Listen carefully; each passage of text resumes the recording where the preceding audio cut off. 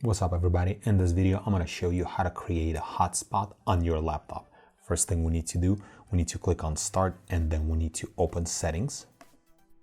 And then in Settings, we need to go to Network and Internet.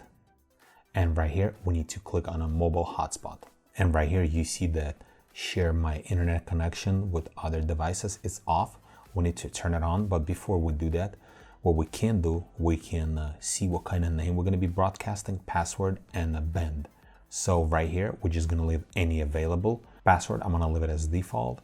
And for the network name, this is the one I made it up, but you can always change to something else. You just have to click on Edit. And right here, there's an option to change, and you can change your password and any network band. I'm just going to leave everything as default right now. I'm going to click Cancel. So what we need to do, we need to turn it on.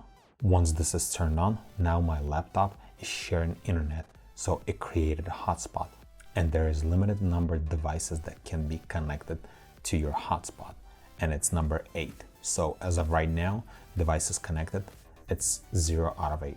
So what I'm gonna do right now, I'm gonna get on another computer. This is my another computer, and I'm gonna click on this little globe and I'll see which networks are available, and I can see laptop hotspot, that's mine.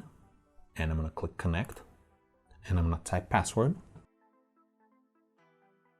and I'm gonna click next, and right here I'm just gonna click no, and now it's connected. And right here on this computer you can see device name, device IP address, and device MAC address.